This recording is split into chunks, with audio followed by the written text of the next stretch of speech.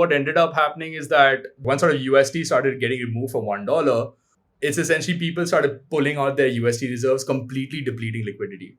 So even the swaps to Luna, which was supposed to be stabilizing, actually didn't work. So there was actually nothing that even the company could do.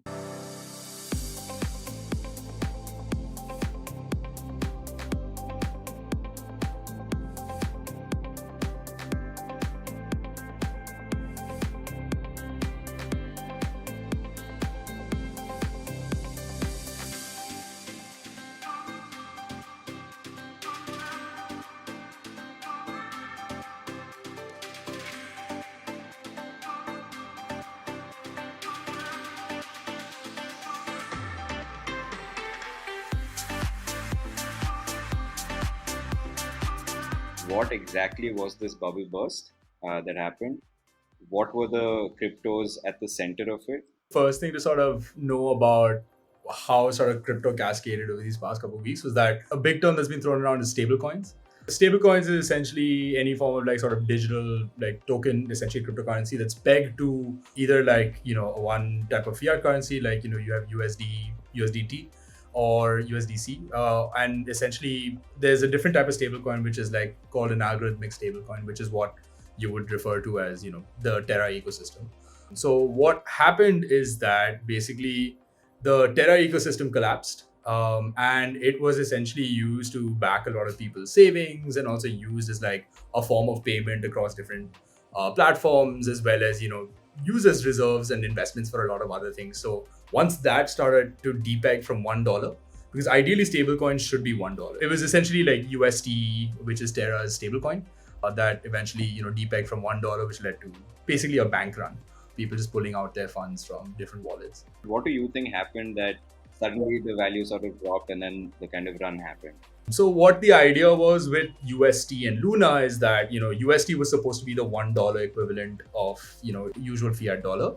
Whenever the price would essentially either go up or it was essentially vary from $1, you could swap it for Luna, right? So essentially like to add liquidity, right? So you want to have large amounts of liquidity to essentially keep the price stable. So what ended up happening is that once sort of once sort of USD started getting removed from $1, it's essentially people started pulling out their USD reserves, completely depleting liquidity. So even the swaps to Luna, which was supposed to be stabilizing, actually didn't work. So there was actually nothing that even the company could do, because the company tried to take a loan, right? Like there was this organization founded at the time called the Luna Foundation Guard, which took out like a $1.5 billion loan to try and add liquidity. That did not work, right? Like it just plummeted. Now I think it's like what, 10 cents or something like that. The fact that you're saying, hey, look, this cryptocurrency is backed by another cryptocurrency was something that sent up a few red flags. So, like, what are your thoughts on that? In all of like decentralized finance, you can do that, right? Like it exposes you to volatility, which is how you tend to get those gains. You can buy like essentially like a pooled amount of different sort of cryptocurrencies or stable coins to essentially give yourself like a higher yield, right? Because you want to get returns on your money. But ideally, if the pitch is for a cryptocurrency to be like the standard of payment, you need it to be pegged to $1. Ideally, they should be holding like either cash components, treasury bonds, like things like that, right? Which USDT, I believe, had mentioned very recently, like this is the breakup of how the USDT ecosystem is and how we're sort of managing liquidity as well as volatility. What has the Indian reaction been, according to you? From a retail investor standpoint, I think there's going to be large skepticism. You're going to have people that will just never touch crypto again. And those are the people that essentially came in during hype cycles. And this happens every time, right? Like this happened in like 2018. This happened in like 17, 18 period. Like this is happening now. It's going to happen again. The problem is that like the mistakes, I understand mistakes like happen, but like these are really costly mistakes, right? Like there have been people's lives that have completely been sort of, turned around for the worse. People have lost money, right? Like I'm not going to sugarcoat it. Like people were like heavily vested into the Terra ecosystem because I don't blame them. Like Terra just blew up, right? Like I mean, it came out of nowhere and then it just sort of like blew up. Top 10 cryptocurrency gaining like sort of position at such a small amount of time, then crashing also at such a small amount of time is like sort of unprecedented, right? Like, you've never seen that before. So naturally, people lost a ton of money. How do you see regulators kind of acting to this, especially in the Indian environment where there's been a lot of I wouldn't just say kind of skepticism, but a lot of cynicism when it comes to kind of cryptocurrency.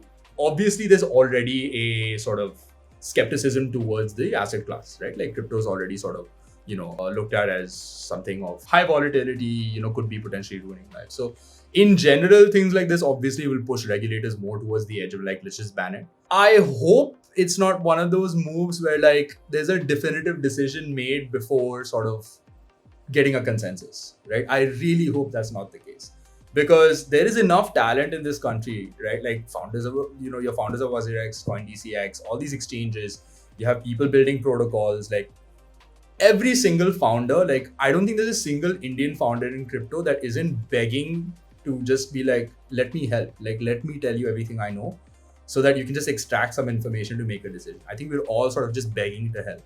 So I hope there's sort of like that reception from the, at least from a government standpoint, where they hear us out, be like, okay, well, this is their perspective from a builder's standpoint. And then they sort of make a decision. Because like, I don't think there's people out here that have an issue with regulation, right? Like if you want mass adoption, you have to work with regulation. But yeah, I generally think like regulators, I think are going to have a ball now, because they get to just rip apart projects, simply because like, it's hard to defend, right? Like as a builder, it's hard to defend. It's like, oh no, you don't need to worry. Clearly, one of our like top projects just happened to just fall flat in like a week, not even a week. I don't see why regulation can be a bad thing, right? Like it should be designed to protect people. And if you're a true product person, like you should be open to, have your product be absolutely, obliterated by people, right? Because that's when you'll see if it can withstand time. There's a reason why people love Bitcoin and Ethereum, right? Because it's been through like multiple cycles of like bull and bear runs. It's still alive. Like people still care about it and people will still continue to use it.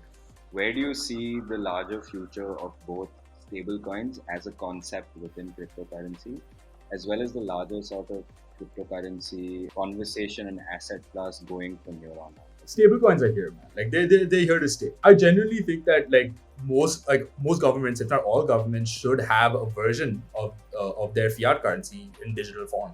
Simply, it just makes life easier. A lot of smaller countries, generally can benefit from that sort of policy. And we also saw like in the middle of sort of the Ukraine and Russia conflict, transactions were purely Bitcoin based, right? Like, and cryptocurrency based. They do work, right? I mean, there's genuine utility. You've seen people like sort of it's game changing. Technology is great. Like, I mean, I generally think there's a lot of like game changing people working on a lot of game changing things. I think, and the people that are still continuing to build get that, right? I think stablecoins are great because like they do, from a portfolio standpoint, they hedge your volatility, right? They tend to be a lot more stable compared to any other sort of cryptocurrency. Cryptocurrency as an asset class, right? The second part of that.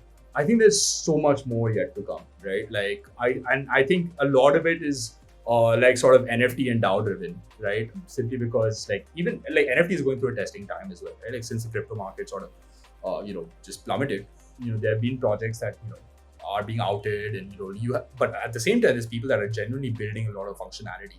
I think like those crypto tokens are going to be really valuable, coming from like the NFT perspective. It's a brand new like concept, right? Like where you can genuinely see a diversification of your assets. I think like the evolution of tokens is beyond like price pump and dump and using it for like blockchain transactions where like you're paying gas or you're buying, just purchasing.